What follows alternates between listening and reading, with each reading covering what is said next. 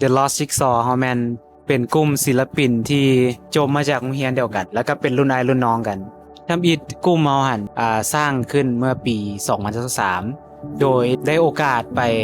Residency ระยะสั้นอยู่ที่ดงพระบาง หลังจากนั้นพวกเฮาก็กลับมาเวียงจันทน์ตอนนั้นยังบ่ทันได้เป็นกลุ่มเลยยังเป็นแบบยังทดลองอยู่ว่าอยากเฮ็ดหยังร่วมกันอยากให้วงการศิลปะในลาวนะได้ถือกลับมาเว้าอีกเทื่อนึงว่ามีศิลปินรุ่นใหม่ที่ว่าสืบทอดได้หลังจากนั้นมาก็เกิดเป็นกลุ่มของเราขึ้นมาก็คือกลุ่ม The Lost Jigsaw Collective ศิลปินลาวแบบสู้แบบบ่ได้มีใครสอนหยังเฮาแต่ว่าเฮาก็ได้เรียนรู้จากหมู่คู่ที่ว่าอยู่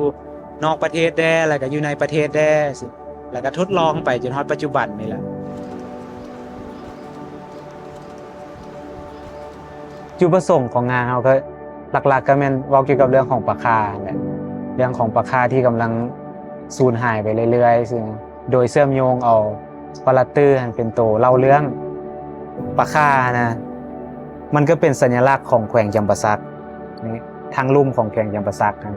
ช่วงปี 2022นั้นแม่นปลาคาตัวสุดท้ายแม่นได้สูญพันธุ์ปลาตื้อนี่นะก็เป็นศิลปะอีกแขนงหนึงที่กำลังจะสูญหายไปฉะนั้นเฮาคิดว่า2สิ่งนี้นะมันสามารถที่จะเชื่อมโยงกันได้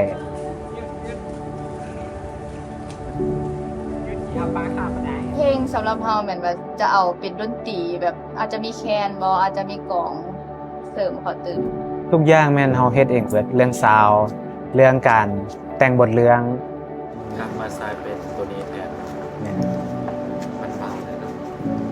มันหาได้ง่ายแล้วมันชื่อเฮา reuse เด้เฮาก็เอาแบบวัสดุง่ายๆมาเฮ็ด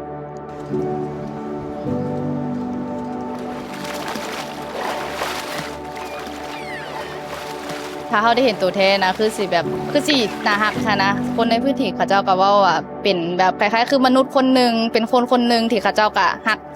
สมองมันคือมนุษย์กับมันคือสมองมนุษย์กับสมองสร้าง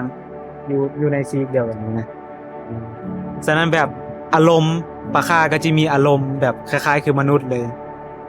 เวลาเขาเจ้าสิไปหาป่าหรือไปเล่นนำมันหั่นนะแล้วเขาเจ้าแบบร้องย่อเอาตีนลงไปในน้ำหั่นนะแล้วมันเจ้าหัวนะดันตีนขึ้น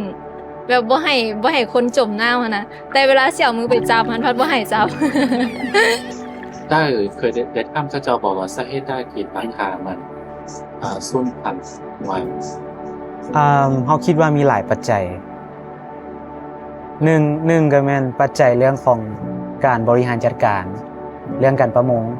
แบบบ่มีการจัดการให้เป็นระเบียบซิเศรษฐกิจแถวนั้นแต่กี้มันเป็นแบบ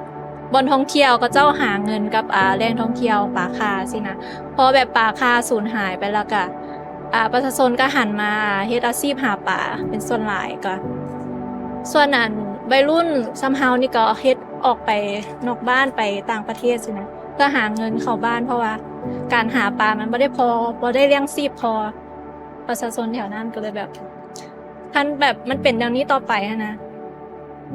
วิถีชีวิตหรืออย่างต่างๆก็จะเริ่มหายไปคิดว่าเพราะว่าบ่ได้อยู่อาศัยเด็กก็สิมีแต่ผู้เฒ่าเสียไปก็บ่มีไผแล้วสินะ